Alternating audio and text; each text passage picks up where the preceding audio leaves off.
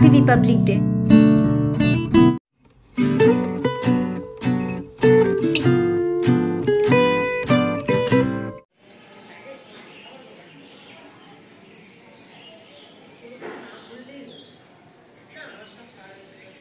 নমস্কার, আমি মাম্পি, হোমমেকার মাম্পির আরো একটি নতুন ব্লগে আপনাদের সবাইকে স্বাগত জানাই। আশা রাখছি আপনারা সবাই খুব ভালো আছেন, আমরাও বেশ ভালো আছি। তো আবারও চলে এসেছি নতুন একটা ভিডিও নিয়ে। আশা রাখছি ভিডিওটি আপনাদের খুব ভালো লাগবে। এখন বাজে সকাল 8টা, আর সকাল 8টা থেকে আপনাদেরকে সঙ্গে নিয়ে ভিডিওটি শুরু করলাম। ঘুম থেকে উঠে ব্যালকনিতে একটু পায়চারি দিচ্ছিলাম, কারণ বেশ ভালো লাগে। ব্যালকনিতে কটা গাছ লাগিয়েছি তো, আর সকালে উঠে দেখবেন ওই গাছের দিকে তাকালে না ভীষণ ভালো লাগে। তো যাই হোক, তারপরে এই যে চেঞ্জ করে ব্রাশ করে সোজা চলে এসেছি চা করতে। চা করে নিয়েছি, আর এই যে গতকালকে একটু লুচি করেছিলাম, তো লুচি কয়েক পিস ছিল, তো আমি দুটো লুচি দিয়ে চা নিয়েছি। আর চা দিয়ে লুচি খেতে, বাসি লুচি খেতে কেমন লাগে অবশ্যই কমেন্ট করে বলবেন। আমার কাছে কিন্তু বেশ ভালোই লাগে, তবে রুটি খেতে রুটিটাই বেশি খাওয়া হয়, লুচি তো সেরকম ভাবে খাওয়া হয় না।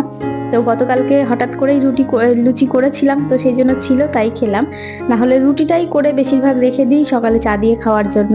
রুটি খেতেও ভালো লাগে, কিন্তু লুচিটাও ভালো লাগে, কিন্তু লুচিটা খুব একটা হেলদি না, তবে মাঝে সাঝে তো খাওয়া যেতেই পারে। তো যাই হোক, এদিকে এই যে চা খেয়ে চলে এসেছি ঘরগুলো গোছাতে।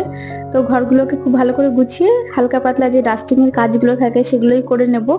তারপরে বাসি কাজ সারতে হবে, কারণ গতকাল রাত্রে আমি কোনো কাজ সেরে রাখিনি, প্রচুর বাসন পড়ে রয়েছে। তবে কাজ সারতে যাওয়ার আগে ছেলের জন্য কিছু খাবার করব, দেখা যাক কি করা যায়। তো ওকে সকালে বাসি লুচিটা আর দিইনি, তো ওর জন্য একটু ভাবছি পাস্তা করে দেব। তো আজকে আমি পাস্তা করব এই আগারোর যে মাল্টিকুক কেটেলটা রয়েছে এটার মধ্যে করব। খুব ইউজফুল একটি প্রোডাক্ট, চট জলদি আপনারা ঝটপট সকালকার কিছু খাবার বা হালকা পাতলা খাবার আপনি অনায়াসের মধ্যে করতে পারবেন। তো এই যে সবার প্রথমে জলটা গরম করে নিয়ে তারপর পাস্তাটাকে খুব ভালো করে বয়েল করে নিতে হবে। তো আমি 90% মতো বয়েল করে নেব। বয়েল করে এই যে একদম জলটা শুকিয়ে যাওয়ার কিছুক্ষণ আগ দিয়ে এই যে রেডিমেড পিৎজা পাস্তা সসটা হয়, তো সেটাই আমি অ্যাড করে দেব। তো ডাইরেক্ট আমি জলটা যদি ছেঁকে নিয়ে অ্যাড করতাম তাহলে বেশি ড্রাই হয়ে যেত, আর এই রেড সস পাস্তা কিংবা হোয়াইট সস পাস্তা একদম ড্রাই ভালো লাগে না, একটু ক্রিমি ক্রিমি ভালো লাগে। আর এই সসটার মধ্যে সব রকম হার্বস মেশানো থাকে, খুব ভালো ফ্লেভার থাকে। তো এই যে একদম রেডি হয়ে গেছে। তো এদিকে ছেলেকে পাস্তা দিয়ে যে সোজা চলে এসেছি বাসন মাজতে। আপনাদেরকে তো বললামই আমি গতকাল রাত্রে কোনো কাজ সেরে রাখিনি, মানে প্রচুর বাসন ছিল, তো সেইগুলোকেই এখন মেজে নিলাম। আসলে কি বলুন তো, গতকাল রাত্রে লুচি পায়েস করেছিলাম, তো সারাদিন মানে ওই খাটাখাটনি করার পরে তারপর রাত্রেও রান্না করার পরে আমার না খাওয়া দাওয়া করার পর আর একদমই মনে হচ্ছিল না যে বাসনগুলো মেজে রান্নাঘরটা পরিষ্কার করে রাখি। যদিও রান্নাঘর সেরকম একটা নোংরা ছিল না, মেনলি টেবিলের ওপরই কিছু বাসন ছিল, তো সেইগুলো প্রতিদিন রাত্রে মেজেই রাখি। তবে এই শীতের সময় না এক আধ দিন মনে হয় যে আর ভালো লাগছে না, তো সেই জন্য গতকালকেও ঠিক সেরকমই আর ভালো লাগছিল না, মনে হচ্ছিল না যে এই কাজগুলো সারি। তো এই যে সকালবেলায় ঘুম থেকে উঠেই আগে কাজগুলো সেরে নিচ্ছি। আসলে আপনারা অনেকের কাছেই হয়তো শুনেছেন, কিংবা হয়তো অনেকেই বলে যে রাত্রেবেলায় এঁঠো বাসন রেখে দিতে নেই।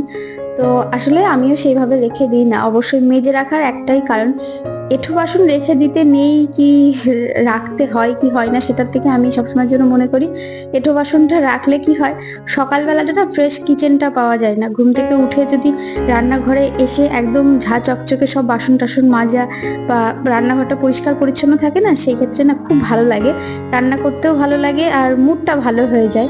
আর সকালে ঘুম থেকে উঠে যদি অনেক বাসন বা রান্নাঘর এলোমেলো থাকে সেটা দেখতে ভালো লাগে না। তো এই কারণেই মেনলি রাত্রেবেলায় কাজগুলো সেরে রাখা। আর যখন ছেলের স্কুল টুল থাকে রাত্রেবেলায় কাজগুলো সেরে রাখলে না সকালবেলায় উঠতেও সুবিধা হয়, আর ওই টিফিন করা খাওয়ার করা তো এইগুলোর জন্য অনেক সুবিধা হয়, সেই জন্যই রাত্রে আর কি কাজগুলো সেরে রাখি।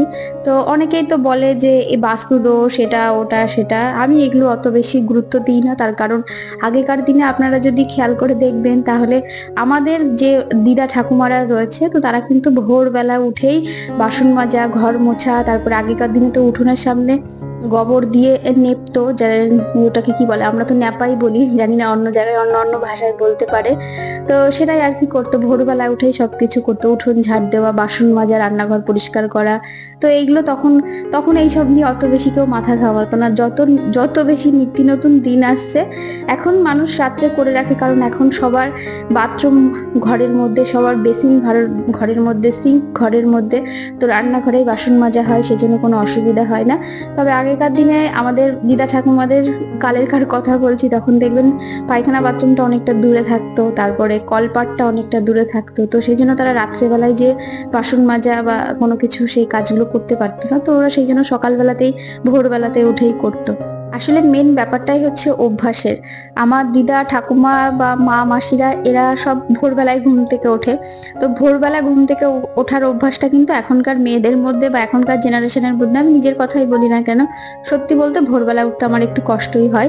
ওই যত তাড়াতাড়ি করি না কেন ওই সেই 7টা বেজেই যায়, 6:45-7টা বেজেই যায়। খুব কম ভোরবেলা ওঠা হয়। আগেকার মানুষজনেরা তাড়াতাড়ি শুয়ে পড়তো, তাড়াতাড়ি সকালবেলায় ঘুম থেকে উঠে পড়তো।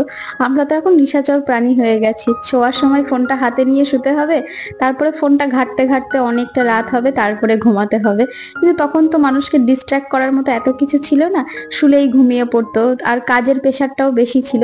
তো সেই জন্য নিজেদের সুবিধার জন্যই আমরা মনে করি যে সকালে ভোরবেলা যেহেতু উঠতে পারি না, তো ভাবি রাত্রে একটু দেরি হোক না কেন, কাজগুলো সেরে রাখলেই ভালো হয়। আমি একটা জিনিস খুব ফলো করেছি, এখনকার জেনারেশনের মেয়েগুলো অনেক শিক্ষিত। এখন তো সেরকম অশিক্ষিত নেই বললেই চলে। আর কিছু না থাকুক, সমাজে চলাফেরা করার এইটুকু জ্ঞান তো আছে, হাতে স্মার্টফোন রয়েছে, সবকিছু দেখতে শুনতে জানতে পারছে। তবে অনেক বিষয় আছে যেগুলো অনেক কুসংস্কার সংসারের মধ্যে জড়িয়ে রাখে, যে এটা করলে এই হবে, ওটা করলে ওই হবে।